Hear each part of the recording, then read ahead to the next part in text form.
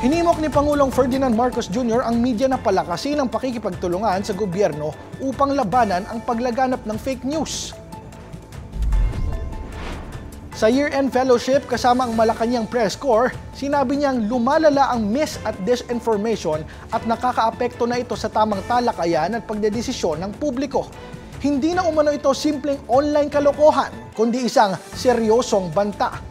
Ayon sa Pangulo, nakakapangamba na napapantayan ng mga walang basehang conspiracy theories sa social media ang kredibilidad ng mga journalists na may sapat na pagsasanay at karanasan.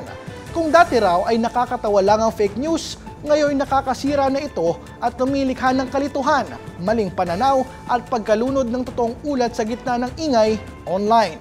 Nagpahayag si Marcos ng pag-asa na mapagtitibay ang magandang ugnayan ng administrasyon at media para mas epektibong malabanan ang hamon ng misinformation.